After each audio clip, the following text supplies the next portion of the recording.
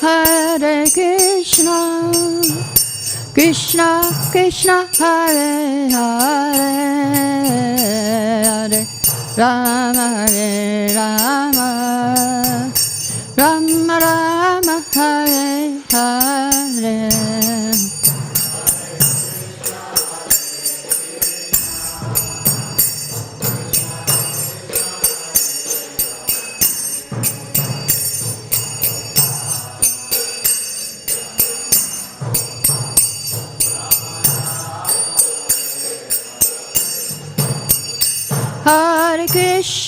Hare Krishna, Krishna Krishna, Hare Hare, Hare Rama, Hare Rama, Rama Rama, Hare Hare.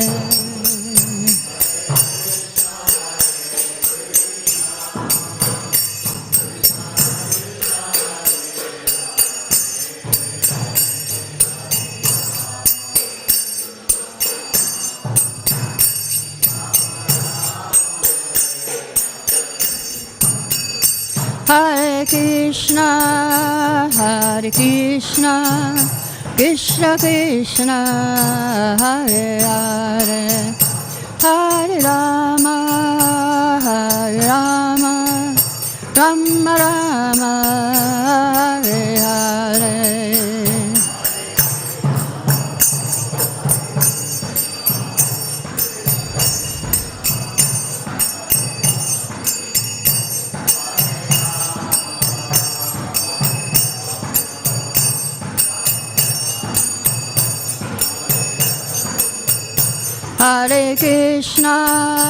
Hare Krishna, Krishna Krishna, Hare Hare, Hare Rama,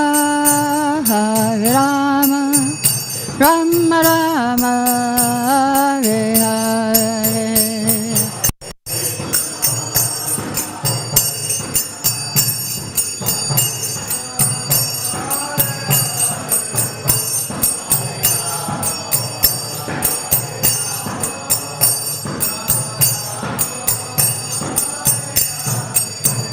Jaya Prabhupada, Jaya Prabhupada, Jaya Prabhupada, Jaya Prabhupada.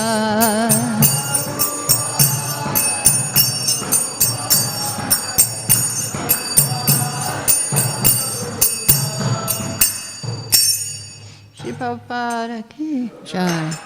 Jayam Vishnupad Paramansa Parivajagacharya Stuta Sadashi Śrīmad Bhaktivedanta Swami Śrīla Prabhupada ki Jai. All glories to the assembled devotees. All glories to the assembled devotees. All glories to the assembled devotees. All glories to Shri Guru and Gauranga. Om Namo Bhagavate Vasudevaya. Om Namo Bhagavate Vasudevaya. Om Namo Bhagavate Vasudevaya. We're reading from Śrīmad Bhāgavatam, Canto 7, Chapter 1, Verse 8. Jaya Kale Tusatvasya Devarshin Rajaso Saran Tamaso Yaksharakshansi Tatkala Nukuna Pajat. Chant. Akale Tushatasya Devashin Rajasa Saran Damasoya Sharakshangsi Kanu Hajat Akale Satasya Saran Tamaso yakshaksamsi kalana gano bhajat. Satasya Shirasasana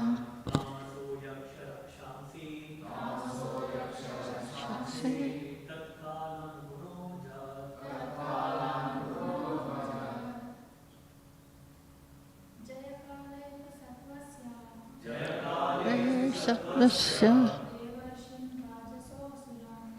Varshin Rajasosram Yakshaksamsi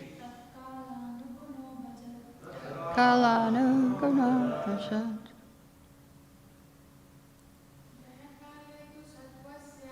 Jayakale Jusatvasya Divarshi Rajasosran Tamaso Yakshaksamsi Kalanu Guna Prasad.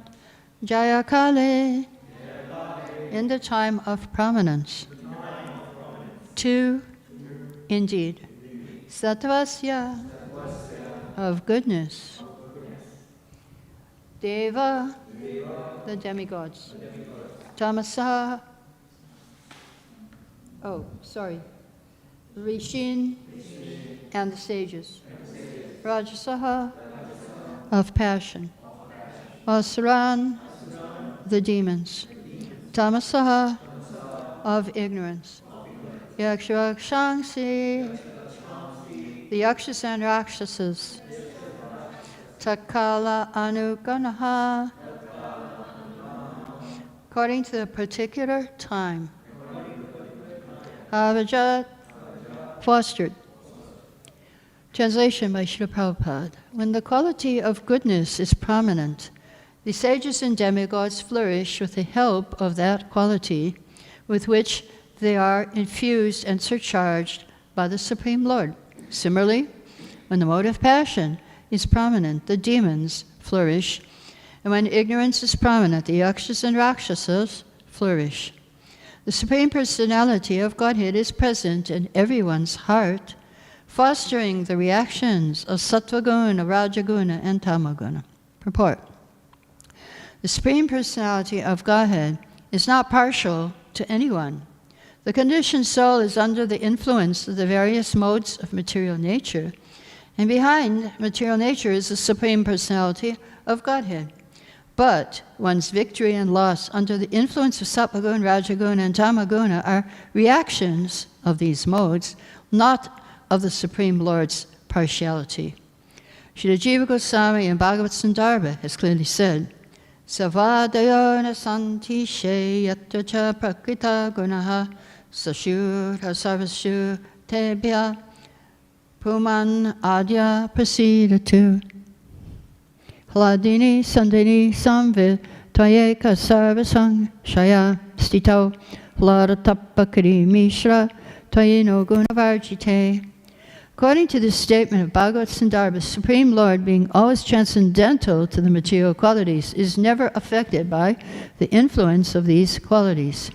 The same characteristic is also present in the living being, but because he's conditioned by material nature, even the pleasure potency of the Lord is manifested in the conditioned soul as troublesome. In the material world, the pleasure enjoyed by the conditioned soul is followed by many painful conditions. For instance, we have seen in the two great wars which were conducted by the Rajaguna and Tamaguna, where both parties were actually ruined. The German people declared war against the English to ruin them, but the result was that both parties were ruined. Although the Allies were apparently victorious, at least on paper, actually neither of them were victorious. Therefore, it should be concluded that the Supreme Personality of God is not partial to anyone. Everyone works under the influence of various modes of material nature. And when the various modes are prominent, the demigods or demons appear victorious under the influence of these modes. Everyone enjoys the fruits of his qualitative activities. This is also confirmed Bhagavad Gita 14:11-13. Sarvadvarishu dehesmin prakasha upajayate jnanam yaratara vidya vividam sattvam yutam lobha pravati arambha karmanam ashamasmiha rajasitani jayante vividhe bharadarshava aprakasha pravittischa pramadamo hevacha tamasitani jayante vividhe kurunandana. Manifestations of the mode of goodness can be experienced when all the gates of the body are illumined by knowledge.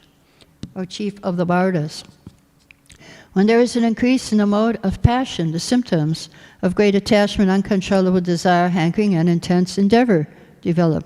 O son of Kuru, when there is an increase in the mode of ignorance, madness, illusion, inertia, and darkness are manifested.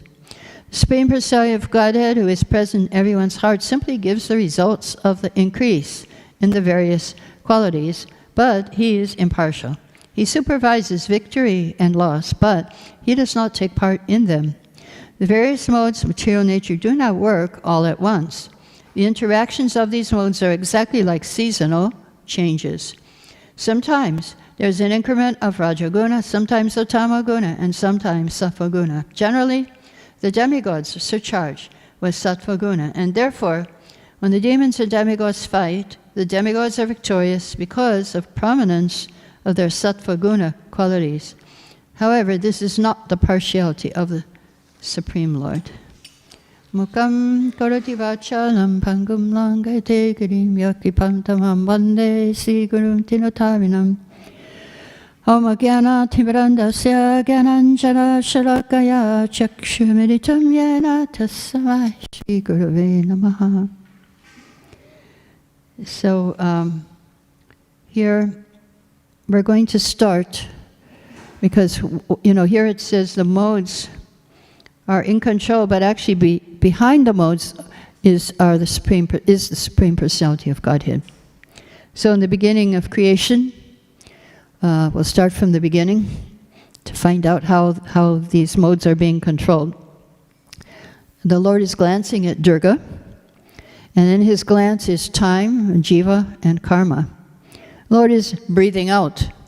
So what's the first thing that comes out of his breath? The personified Vedas. That's the first thing that comes out. Personified Vedas. And the first thing they do is to offer prayers to glorify the Lord. The Shrutis say, this is in the 10th canto, 87th chapter, victory, victory to you, O unconquerable one. By your very nature, you are perfectly full in all opulences. Therefore, please defeat the eternal power of illusion, who assumes control over the modes of nature to create difficulties for conditioned souls. Oh, you who awaken all the energies of the moving and unmoving embodied beings, sometimes the Vedas can recognize you as you sport with your material and spiritual potencies. So the Vedas are waking up the Lord, they're expressing their purpose of creation, that is compassion of the Lord, who wants to wake up the living entities to enjoy with him. So Prabhupada explains in one purport in 3rd canto, 5th chapter, verse 24, that this cosmic manifestation at the beginning was not present. Only the Lord was there, and there was no material world. So, but the Lord felt imperfect. This is a verse, actually. Verse 24.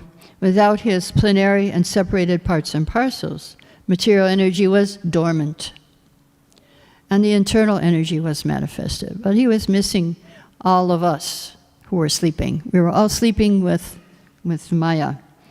So Prabhupada gives the analogy, just like a husband sometimes feels lonely in the absence of his wife. So the Lord was feeling like that in the absence of his material world, this creation. Because we are all sleeping, and the Lord, when he glanced at Durga, he woke up Durga, and we are also waking up at this point. He wants us to wake up so we can enjoy with him in the spiritual world. So that's the purpose of creation. It is compassion. Compassion is behind it. Compassion of the Lord for the sleeping energy and for sleeping us. So we were sleeping and to our spiritual life. And that's why he woke us up.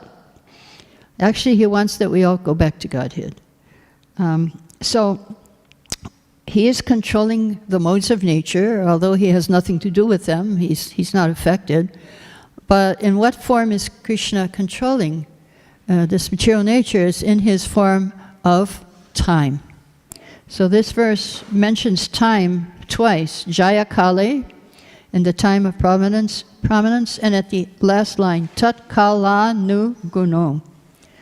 The supreme personality of God is present in everyone's heart. So here in the word for word, it says, according to the particular time. So according to time, sometimes goodness is there, sometimes passion is there, and sometimes ignorance is there. I think now we can perceive in this world that ignorance is prominent. Ignorance is very prominent. The wars are going on, and both sides are suffering. I just was reading something recently, how the one Russian soldier was saying, somehow he got an interview with some American newspaper, and so the Russian soldier was expressing his unhappiness that they're sending us out without training. I was a factory worker, and now no food, no bullets. We have guns, but no bullets. And so he's saying, this is what's happening. And they try to send us out in front, and we don't, and we just get killed. And so 4 times they sent the boys, and then the 5th time they all refused to go. So yeah, this is happening, and the Russian boys are running away because they're all being drafted. And I know some have come to Vrindavan. Some Ukrainians also have come to Vrindavan. They're being drafted on both sides. So yeah, this is going on. Everyone is being ruined. It's not just it's the youth of both the countries are being killed because it's the mode of ignorance. It is not a religious fight. So the modes of nature are being controlled by Krishna in his form of time, kala nu guno. So I'll share with you a verse from 11th Canto, 24th chapter, verse 15.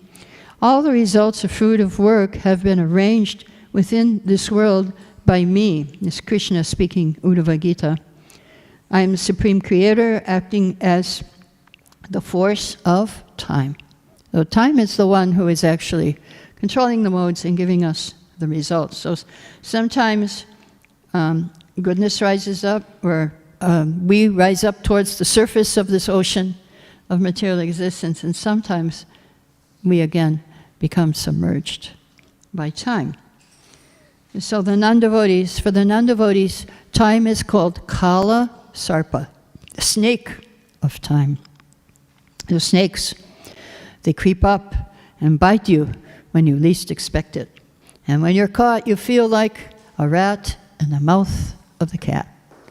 The rat is really afraid. He knows what's going to happen to him, but he doesn't know what's going to happen after. Where is he going to go? What's going to happen?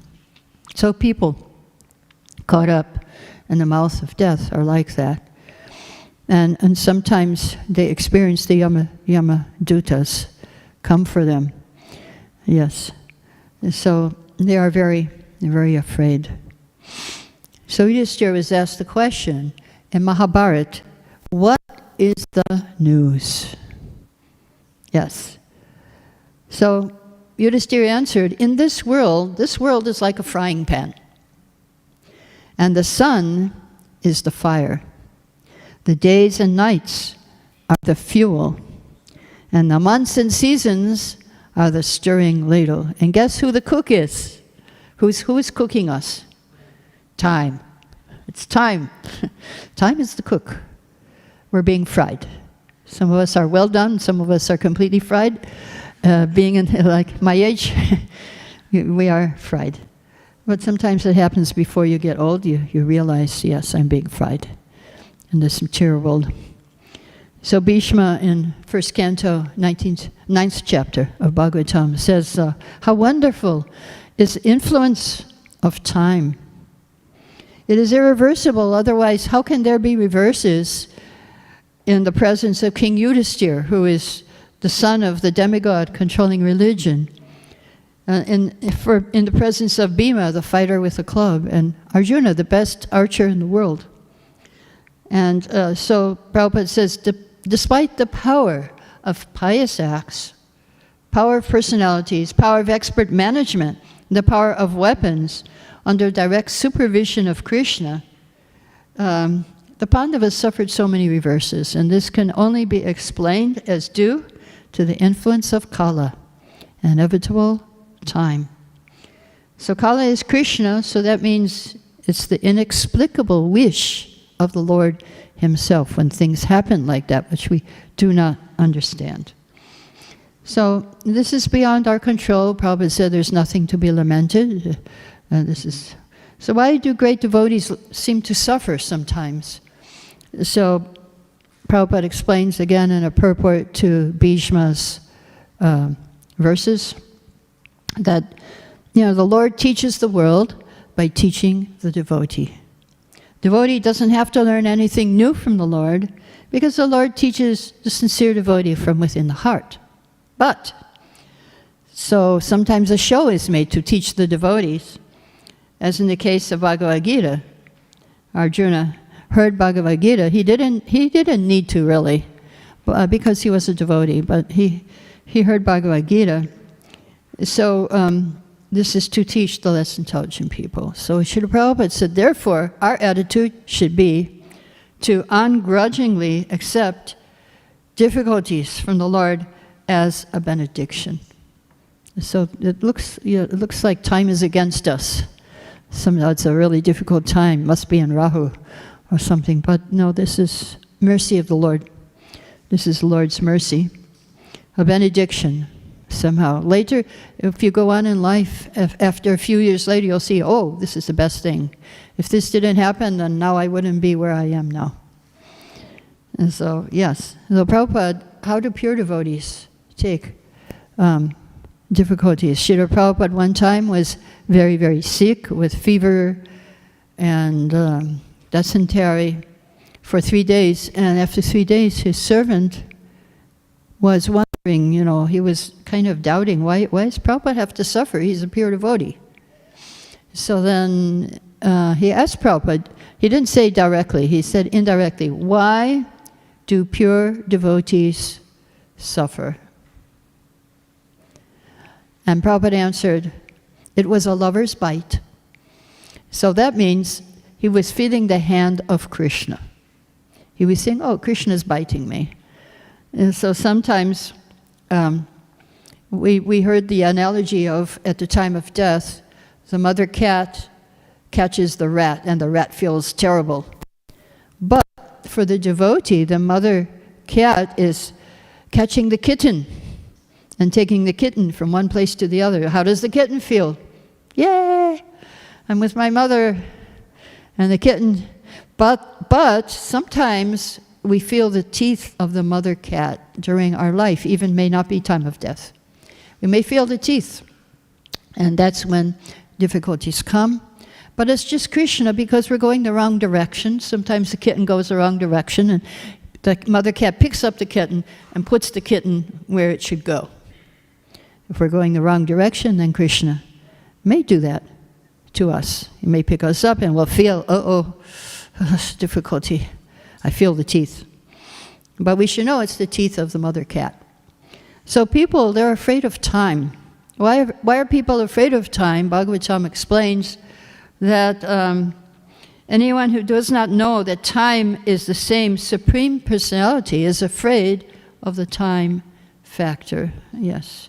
So everybody is afraid of time, but the devotee, he knows, this is Krishna. So Prabhupada said, yes, we have seen Krishna in his universal form, 1942, when they were bombing Calcutta. Prabhupada was there. There was World War II. And he said we ran to a shelter and the bombing began. And we were seeing the Vishvarupa. That's the 11th chapter of Bhagavad Gita, the universe, the very fearful form of time. Yes, what Krishna revealed to Arjuna. So he said, yeah, of course this is just another form of Krishna, but it's not a very lovable form. We cannot love the universal form. Arjuna was really afraid, and he was shocked, and so many emotions he was feeling. So, but the lovable form, we love Krishna with two hands, Ballabha. Just like another example Prabhupada gives, although your father may be a policeman, if he comes home firing his gun, you might be afraid of him. So, yeah, now Vishwarupa is like your father firing a gun. So you don't want to be in the way there. You it's hard to accept that form of your father. So now this form is being shown in Ukraine, and devotees are seeing it. And some of them are getting the realization, yes, this is the best thing. Now I'm really surrendering to Krishna. And yes, so this is what's happening. This is the news that's still happening today. People are being cooked by time. Mode of ignorance is prominent, and so there will be difficulties. The Rakshasas are in control, as the verse says. When the mode of ignorance is prominent, then the Yakshas and Rakshasas are in control. In many purports, Prabhupada does say the Rakshasas are in control. Now we're seeing it practically. And so, therefore, we have to surrender to Krishna. Abandon all varieties of religion, surrender to me. Sarvadharmam prityaja mamekam sharanam vraja. So, Prahlad Maharaj, he saw time also as crushing. In his verse, he says, "Oh, my Lord, no one can conquer you, but as for me, I am being crushed by the wheel of time. So I surrender to you. Please protect me." So yes, we are being crushed, so we should surrender. That's one reason why we should surrender to Krishna. There are many reasons why. One reason is that time is after us. Now, according to Kunti Devi, she also she talks to the Lord. She prays to the Lord. Yes, you are eternal time. Supreme controller without beginning and end, the all-pervasive one. So time not only gives us difficulties sometimes, but time also is the witness to what we are doing now in this world. Another Prabhupada, in the purport of this verse by Kunti Devi, Srila Prabhupada says, another name of Paramatma feature of the Lord is Kala, or eternal time. Did you know that? We got the supersoul in the heart, and the external, when the supersoul expands outside, of course we hear it's Guru. Well, that's one nice thing, but supersoul also expands as time. Supersoul is also time. And witnessing our activities. So sometimes we suffer and we don't know why. Why are we suffering? And we forgot, because we forgot what we did to get the suffering. We forgot, oh, this is a reaction to something I did. But time didn't forget, and so time is there, reminding you, oh, remember you did this, yes, you killed this person, now somebody wants to kill you also. And so time is the witness. But the devotees are beyond time. Isn't that nice? So be a devotee. Always be a devotee. You can go beyond time. As I read in a previous class, the verse from 1 Canto 16th chapter, as long as Yamaraj is present here, no one shall meet with death. The sages have invited Yamaraj to Bhagavatam class. Yamaraj is here, he's listening, and he's too busy listening, and he won't take you. No. He's into Krishna Katha, he likes Katha. Yamaraj loves Katha. And so we're having Katha, Yamaraj is here listening, we don't have to worry about dying now. So you should always be hearing Bhagavatam, that's the lesson. So devotees, they're very careful about time. They don't waste time. It's a symptom of bhava, of yartha kalatvam. Bhagavatam says Narada Muni says in the 1st Canto 5th chapter, people who are actually intelligent and philosophically inclined should endeavor only for that thing which is not obtained from wandering from the highest planet to the lowest planet. And what is that thing? As far as, it's not sense enjoyment, because that we can get automatically in course of time, just like we get distress. You don't have to go after happiness, it will come. Nobody goes after distress, and it comes. So, yes, so what is that thing that the intelligent, philosophically inclined person should endeavor for? And that is for Krishna prema, devotional service, love of Krishna. So Yamaraj is a great devotee. We shouldn't be afraid of him. He does tell his messengers, don't go near my devotees. Offer them respect. You go to those people who don't chant Hare Krishna mantra. You go there and bring them here for judgment. So very interesting, like Prabhupada was giving a lecture on the verse from 6th canto, where Yamaraj says, don't go to my devotees, go to those who are not chanting. So Prabhupada added something, a new translation to that verse. And this was in India, in Gorakhpur. So he said to the people, to the Indian people in the class, go to those people who don't become life members of ISKCON. They all became life members in the class. So Prabhupada, the pure devotee, and then of course, as yesterday's seminar we heard, if the pure devotee says something, the Lord must make it come true. And so Prabhupada said that, and they all, I think one person didn't, then he was dying on his deathbed. He said, oh, bring the ISKCON devotees, I must become life member. So yes. Yeah, I think I told that story, yes, about Yamaraj and the person who died in Tirupati, and then he was sent back. He wasn't the right person, and the Yamadutas told him, go to ISKCON and buy Bhagavad Gita as it is, and you won't see us again. So yes, Yamadutas are also helping us in this marathon. So yes, we must become devotees. Again, the sun takes away everyone's life, except the devotees who are hearing and chanting. Bhaktivedanta Thakur says, you spend your nights uselessly sleeping and daytime decorating your bodies. You have received the greatest gift of the human form, but you do not care for it. Not caring for the darling of Yashoda, you slowly fall through your last moments till death.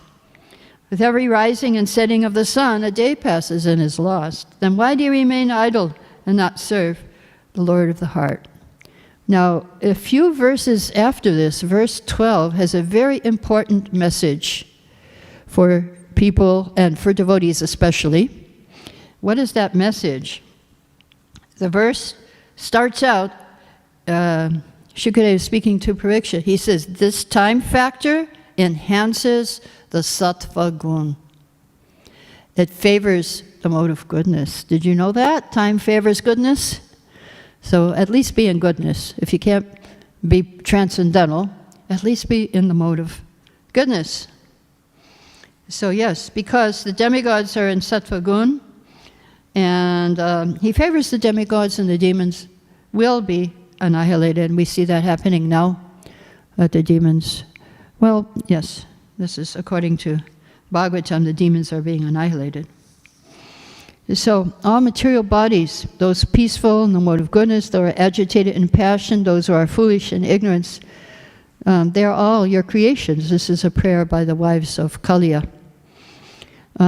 Still, those whose bodies are in the mode of goodness are especially dear to you.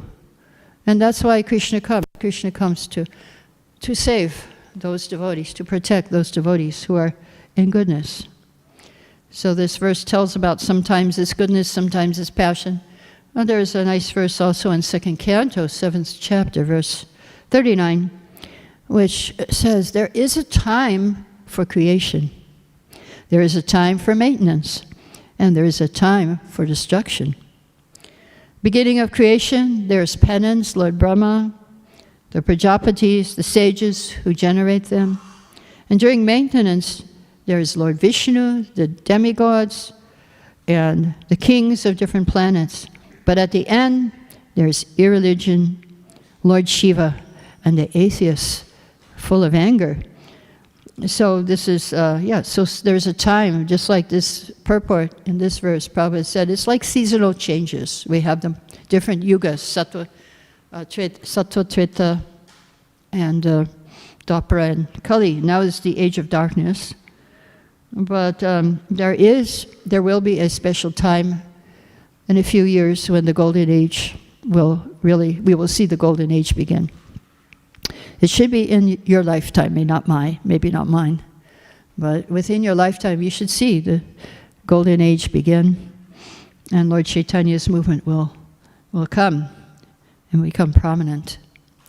So Krishna comes as time, but not in the spiritual world. The time in the spiritual world you cannot understand. You can't understand the time. Bhagavatam is also beyond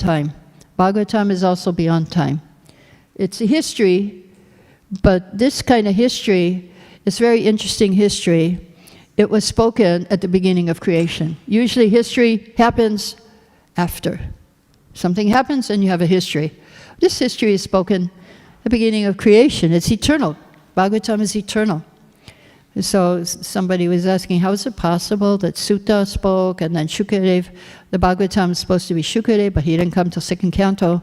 And I said, there's different time. Bhagavatam is under a different time.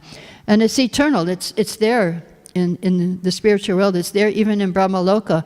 According to Sandarbha, 1 billion verses are there. And that includes Bhagavatam, Mahabharata. It's all there in the Vedas in Brahmaloka. So it's just a question of downloading them, like we would say. They're in cyberspace. Bhagavatam is there. Gita is there. It's all there. And you just have to download it. Well, it's been downloaded for us, so we don't have to worry. Good thing Vyasadeva did that for us.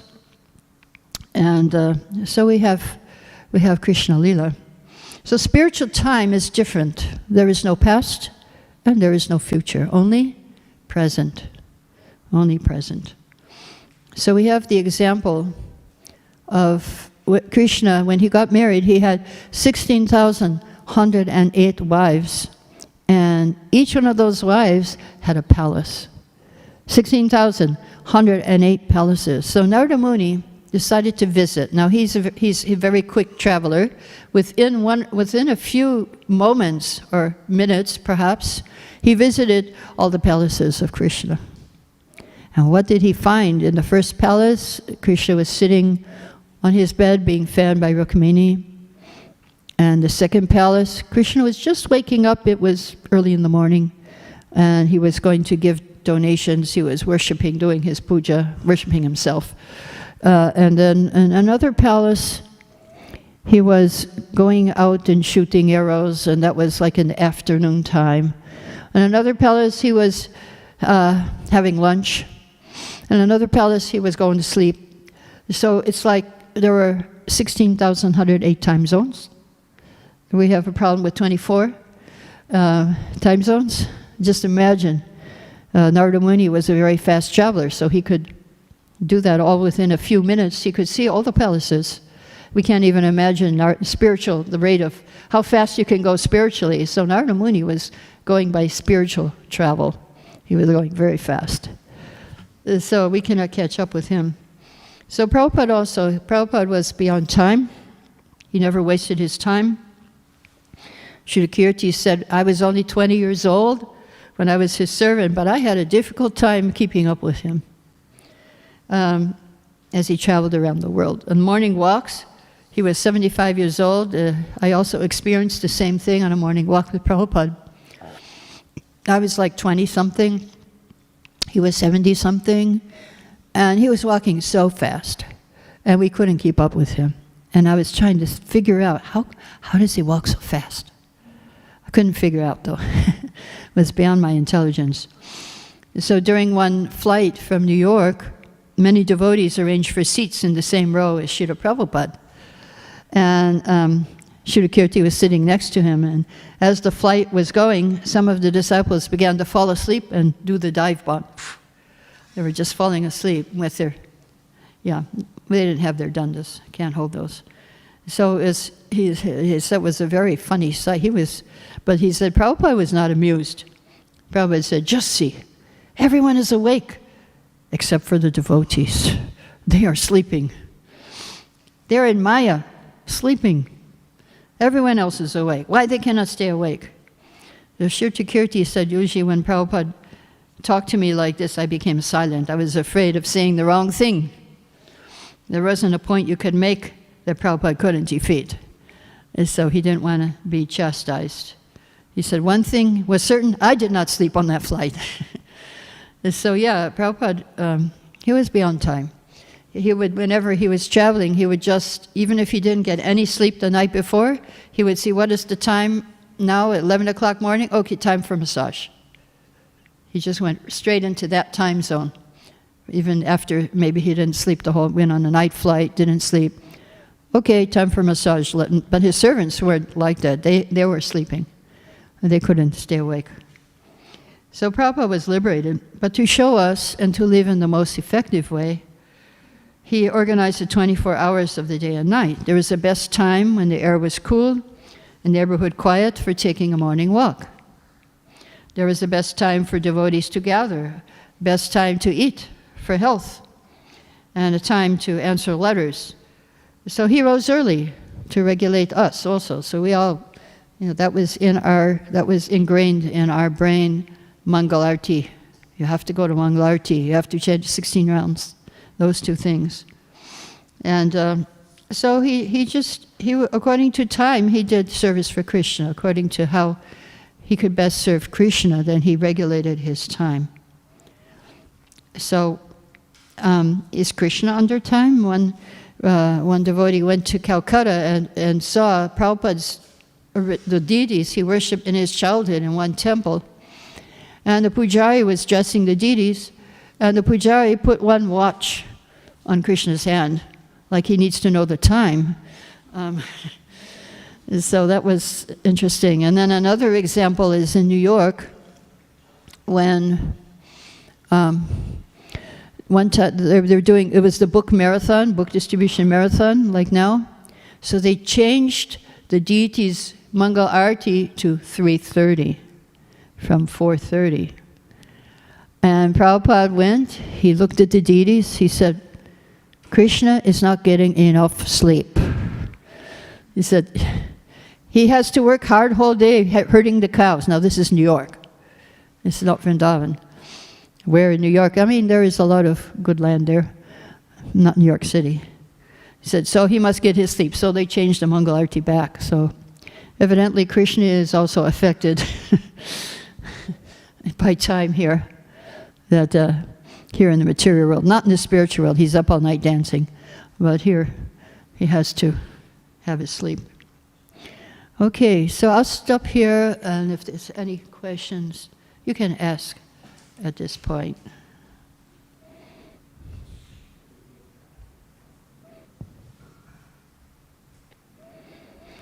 No questions today, huh? Oh, that's very interesting. Oh, yes, of course. Hare Krishna Mataji, thank you for the nice class. You were talking about Srila Prabhupada. So my question is, what were your first thoughts when you saw Srila Prabhupada? Because Prabhupada interacts with the children. Yeah, I'll tell you my first thoughts. I know what they were. I met him at the airport, some airport in Florida. He was visiting, and I was walking behind him. And I was thinking, oh, this is where I belong. I never felt, when I was in the before that, I never felt I belonged anywhere. In my school, I was like 10 years old. I was looking at the other kids. I said, I'm not one of them. Maybe I'm from another country, or maybe I'm from another planet. But one thing I know is I'm not American. I'm not one of them.